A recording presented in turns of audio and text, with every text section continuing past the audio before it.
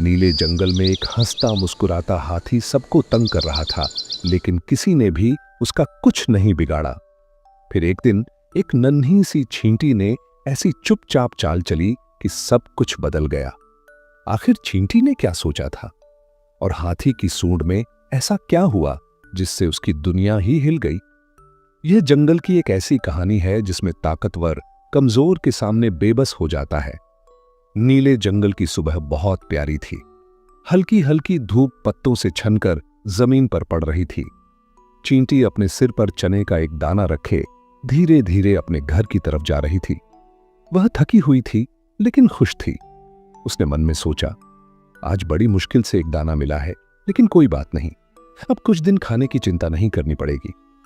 उसी समय रामू हाथी हंसता हुआ मजे से चलता हुआ वहां आ गया। वह बहुत खुश था और कह रहा था, वाह, आज की सुबह कितनी अच्छी है, बड़ा मजा आ रहा है। जैसे ही उसने चींटी को देखा, उसने उसका चने का दाना उठाया और अपने मुंह में डाल लिया। चींटी हैरान रह गई। वह कुछ नहीं बोली, बस दुख से हाथी को देखती रही। हाथी हंसा और कहने लगा कि चूंकि चींटी को दाना उठाने में मुश्किल हो रही थी, इसलिए उसने मदद के तौर पर दाना खा लिया। फिर वह जोर जोर से हंसता हुआ वहां से चला गया। चींटी गुस्से से दांत पीसती रही, लेकिन कुछ नहीं बोली। कुछ देर बाद एक पेड़ पर टीनू चिड़िया अपने बच्चे के साथ घोंसला बना रही थी।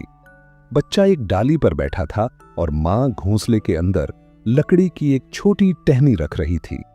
जब वह आखिरी टहनी घोंसले में रख चुकी तो खुश होकर बोली, बस अब हमारा नया घर बन गया है, आओ बेटा अंदर आकर बैठो। चिड़िया का बच्चा खुश होकर घोंसले में आ गया और बोला कि घोंसला बहुत आरामदायक है। दोनों मां बेटा खुशी से चहचहाने लगे।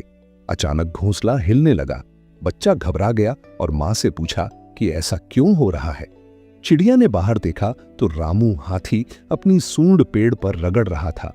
चिड़िया ने ऊंची आवाज में कहा कि वह ऐसा न करे वरना घोंसला गिर जाएगा, मगर हाथी ने कहा कि उसकी सूंड में बहुत खुजली हो रही है, अगर वह न रगड़े तो उसे बहुत दर्द होगा।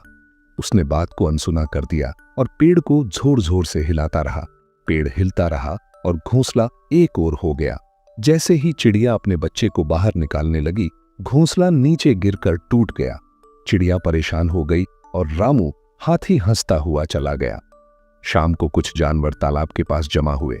सब एक दूसरे से शिकायत कर रहे थे। एक जानवर ने कहा कि रामू ने उसका खाना चुरा लिया था और 3 दिन उससे काम करवाया। दूसरे ने कहा कि उसने इतनी मेहनत से घोंसला बनाया था, मगर हाथी ने पेड़ हिलाकर सब कुछ बर्बाद कर दिया। सब रामू की बुराई कर रहे थे। तब चींटी चुपचाप कुछ सोचने लगी। फिर वह बोली, अगर सूंड में खुजली न मिटाई गई तो वह दर्द से पागल हो जाएगा। यह कहकर वह हल्के से मुस्कुराई। रात को जब रामू हाथी अपनी गुफा में गहरी नींद में सो रहा था, चींटी वहां पहुंची। वह चुपचाप उसके पास गई और उसकी सूंड में घुस गई। उसके साथ और चींटियां भी थीं। सबने धीरे धीरे अपनी चालाकी दिखाई। सुबह जब हाथी जागा तो उसकी सूंड में बहुत ज्यादा दर्द हो रहा था।